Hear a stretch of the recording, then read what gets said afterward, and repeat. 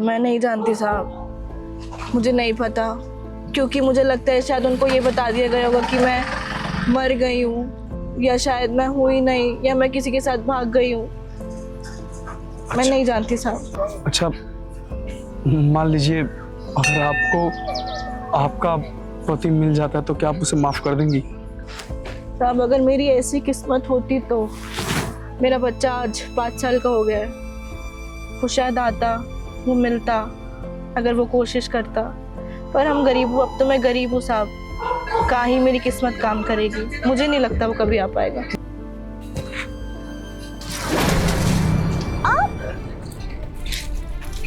आप यहाँ कैसे? आपको मेरी याद नहीं आई? आपने मुझे कभी टाइम देने की कोशिश नहीं की। आपको पता मैं कितनी परेशान थी। आपका वो बच्चा, आपको पता वो 5 साल का हो गया और उसे ये तक नहीं पता उसका बाप कैसा दिखता है। आपको पता तो मैं यहाँ पर हूँ।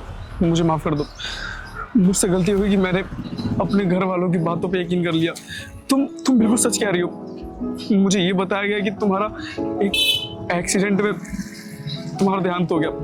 मैं विदेश में था और मैं यहाँ पे आ भी नहीं पाया और मैंने उनकी बातों पे यकीन कर लिया।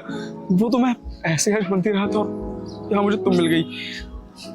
लोग सच कहते हैं कि ऊपर वाले घर में देर है अंधेर नहीं। वो तो मैं अपने घर वालों की बातों में आ गया। मैंने तुम्हें ढूंढने की कोशिश नहीं करी, मुझे लगा वो लोग सच बोल रहे हैं। और वो छोटे को तो मैं छोड़ूंगा नहीं। उसकी इतनी हिम्मत कि उसने तुम्हारे साथ ये सब किया, उसे मैं जान से मार दूंगा। तुम चलो मेरे साथ, सब ठीक हो जाएगा। चलो। देखिए, मैं उस घर कभी नहीं जाऊंगी और ना ही मेरा बच्चा जाएगा। अगर आप जाना चाहते हैं तो आप जा सकते हैं, क्योंकि वो आपके घर वाले हैं। लेकिन जिस समय उन्होंने मुझे धक्के मार के और जिस हालात में मुझे निकाला था, मुझे माफ कीजिए, मैं उस घर में कभी वापस नहीं जाऊंगी। नहीं, जिस घर में तुम्हारी इज्जत नहीं, तुम्हारा कोई सम्मान नहीं, मैं वहां रहकर क्या करूंगा? बिना ये सोचे समझे कि वो इस हालत में कहाँ जाएगी, कहाँ रहेगी। वैसे माँ बाप के पास मुझे वापस नहीं लौटना। हम दोनों एक साथ रहेंगे और मैं जिंदगी भर तुम्हारे साथ रहूंगा। मैं कहीं नहीं जाऊंगा अब। और तुम चलो ना, मुझे अपने बच्चे से मिलना है। तुम सच में बच्चे से मिलना चाहते हो? हाँ।